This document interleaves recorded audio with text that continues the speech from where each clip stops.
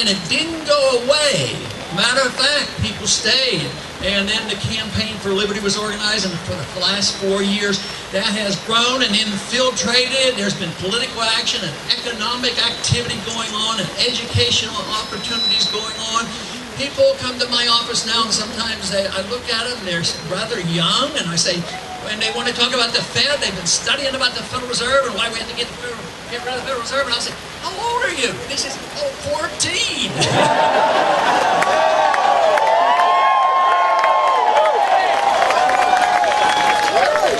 So there's something inspiring a whole generation, because I look at them and I said, boy, I didn't have the vaguest idea what's going on when I was 14.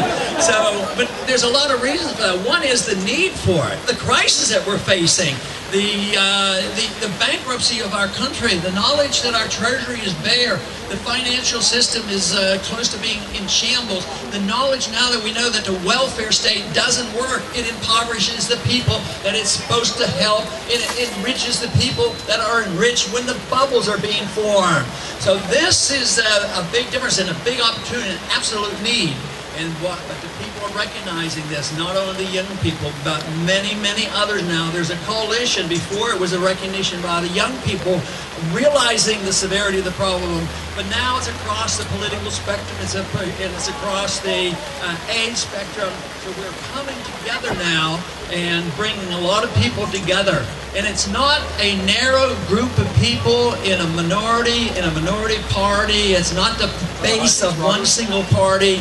But the revolution that's going on is changing people's hearts and minds, and it's going to be pervasive. It has already invaded the independents. It's already invaded the Democrat Party, and they're looking to us to lead the charge back to liberty.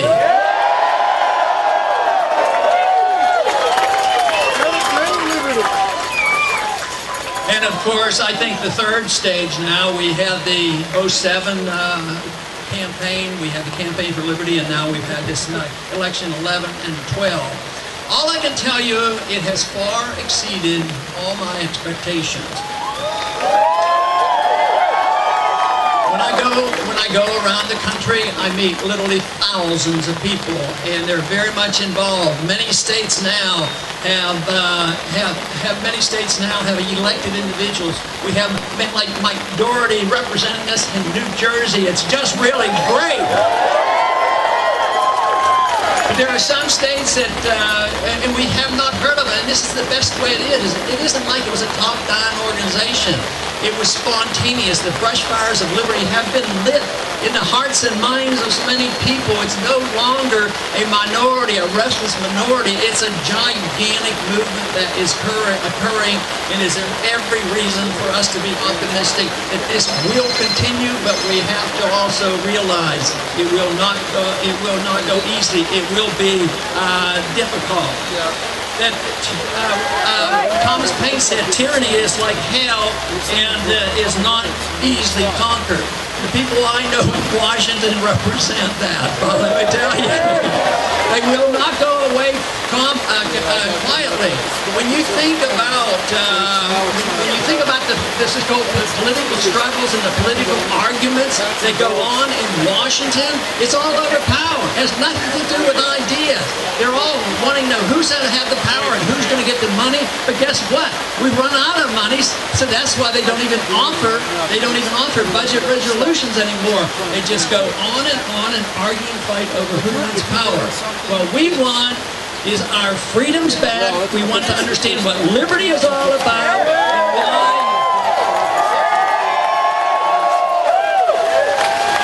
and why we should never tolerate a president that believes it's upon him, that he upon himself can declare that American citizens can be assassinated. We will repeal that.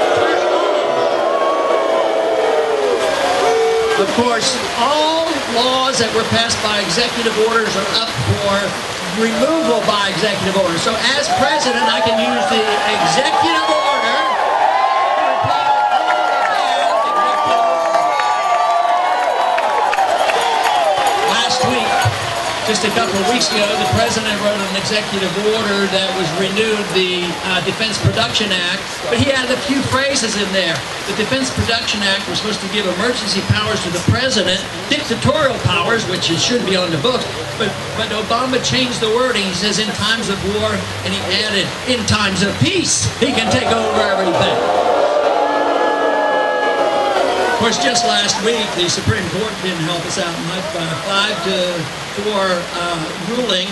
They said that all American citizens, no matter what the circumstances, can be strip searched without probable cause. And of course, we know that that provision in the National Defense Authorization Act should be repealed as soon as possible. This idea that the military can arrest American citizens, put in prison, and deny an attorney, they're reversing history all the way back to 1512. You know, the right of habeas corpus. So these kind of liberties that are being undermined. If we are complacent enough and we can watch what they do to us at the airports and have an announcement that the president can assassinate American citizens without due process of law, the responsibility falls on us. And right now, more on us. Anybody would turn out to an organ, you know, on a day like this, the responsibility is even greater. Because the majority, the large number of people in any society or any changes that come about are rather complacent. They're not involved. But if you discover what's wrong and you discover what the answers are, the burden falls heavily on you to do something, and we have that responsibility. So I am so glad you're here today.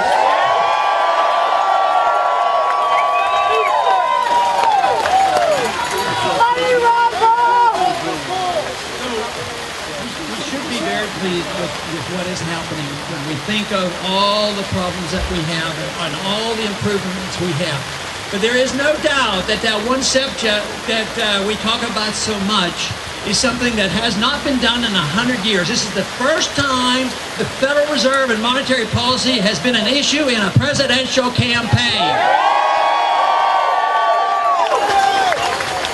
So we have an obligation not only to audit the Federal Reserve, but next year, when we have the opportunity, we're going to upfront offer a bill to repeal the Federal Reserve Act and get rid of it. Somebody asks me all the time, well, what are you going to replace it with? Well, let's replace it with the Constitution. All we have to do is say, oh, only gold and silver can be legal tender, then it would not be serving the special interest. The entitlement system has deceived a lot of people. A lot of people say, well, we have to help the poor, and we have to have a safety net, and people are sympathetic. But guess what?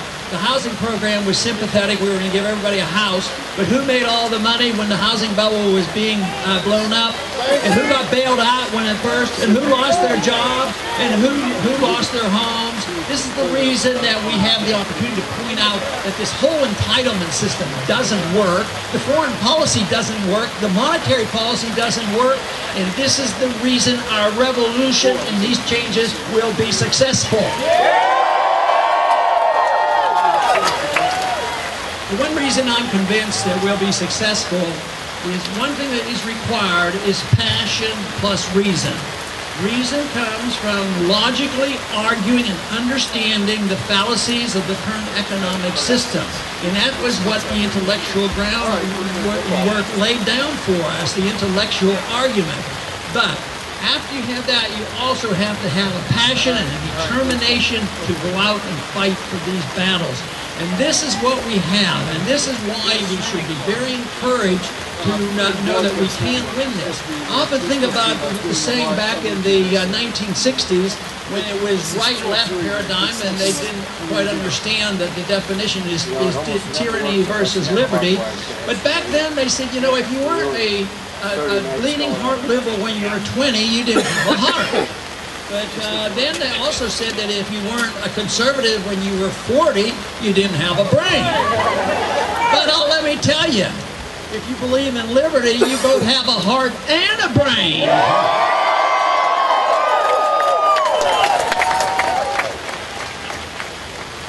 The efforts that have been put forth in the last few years are very encouraging.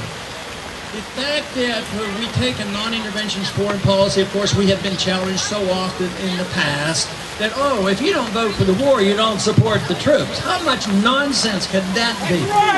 But the proof is that if you look at all the money donated by active military personnel and veterans, it's our campaign that gets more money than everyone else put together.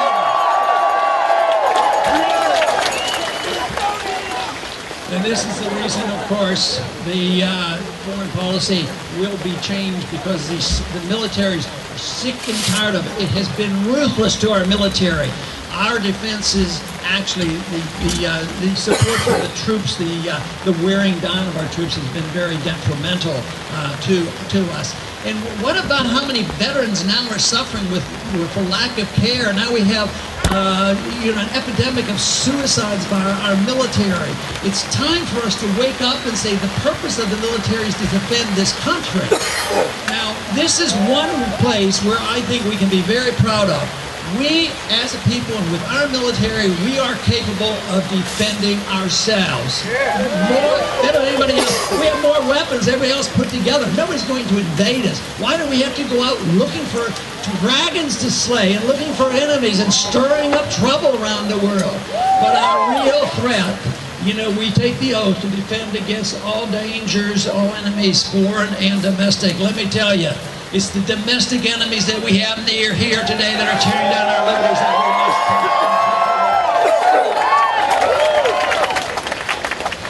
We need to address some of the social problems that we have here that undermine our liberties. There's one. Once the government embarks on this notion that it has to take care of ourselves, that you can't take care of yourself and the government wants to take care of you, nothing is left to your liberties. So we understand that. We understand what the First Amendment says. You can practice your religion, whichever religion you want, or not, no religion at all, just so the government stays out of that. We also know that intellectually you have the right to read whatever books you want and study. But when it comes to your own body, we concede way too much and say the government can dictate to us our diets, what we drink, what we smoke, and what we put into our bodies, and that is wrong and should be changed. They talk about the drug war and the necessity to tell people not to use drugs. Well, of course, the war on drugs has been an absolute failure, and the federal war on drugs ought to stop. We ought to cease and desist on the drug war. We've had false promises from the administration that would be compassionate about people who use marijuana for medical reasons, but they're still putting people in prison for nonviolent uses of drugs.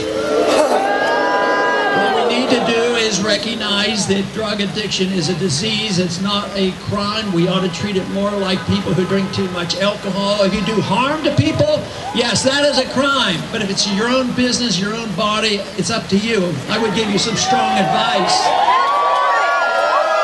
And strong advice, of course, would be very cautious with it, but I also know as a physician that addiction is much worse on prescription drugs than they are on the illegal drugs. But this whole thing that the silliness of the drug war ends up saying that, well, something that the founders did, Thomas Paine and the others, they thought